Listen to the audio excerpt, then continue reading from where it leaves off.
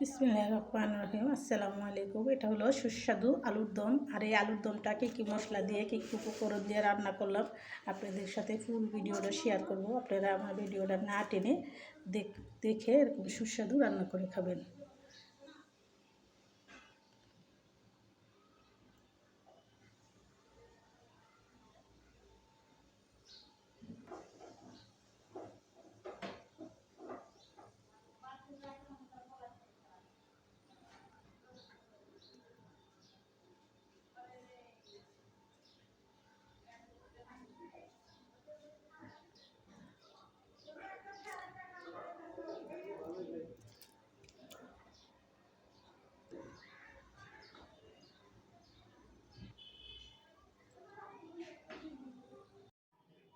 হ্যাঁ, এই যে বিক্রমপুরের সুস্বাদু আলুর দম রান্না করার জন্য এখানে আমি বগুড়ার আলুটা নিয়েছি।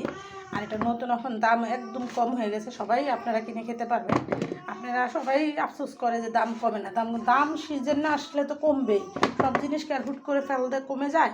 তো এখন যখন কমছে এখন আপনারা যে চাই সেরকম রান্না করে খেতে পারেন।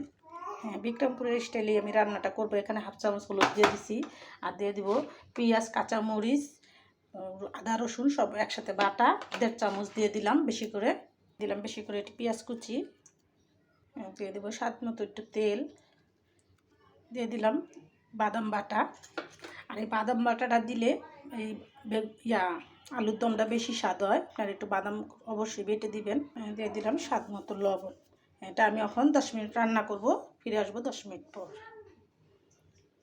ঢেকে দিলাম। হ্যাঁ, ফিরে আসলাম 10 মিনিট পর। দেখেন আমার রান্নাটা কমপ্লিট হয়ে গেছে। এখন দিয়ে দেবো একটু শাহি গরম মশলার গুঁড়ো, দিয়ে দিলাম একটু তেজপাতার গুঁড়া। আর কোন মশলাই দিব না, সাথে একটু ধনে পাতা দিব।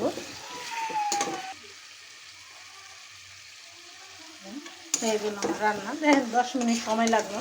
আর বিক্রমপুরে যারা আলু উঠায়, যারা গ্রামে থেকে আমার কাজ করে, তারা তো প্রতিদিনে এগুলো রান্না করে।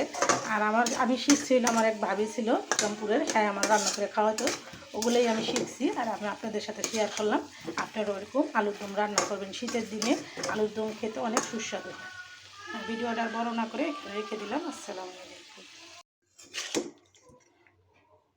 গরম গরম আলু দম পরিবেশন করলে খেতেও ভালো লাগে, দেখতেও ভালো লাগে।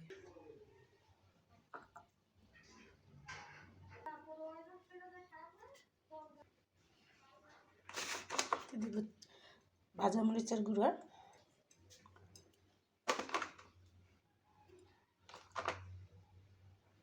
হয়ে গেল আলুর দম সুস্বাদু। শীতের দিনে এরকম গরম গরম আলুর দম খেতে অনেক মজা। আর আপনারা রুটি দিয়ে খান, ভাত দিয়ে খান, খিচুড়ি দিয়ে খান, যা দিয়ে খেতে ইচ্ছা করে তা দিয়ে খেতে পারবেন। আর এরকম সুস্বাদু রান্না দেখে যদি ভালো লেগে থাকে অবশ্যই এরকম করে রান্না করে খাবেন। আর আমার ফুল ভিডিওটা দেখবেন না টেনে, আর এরকম রান্না করে খাবেন।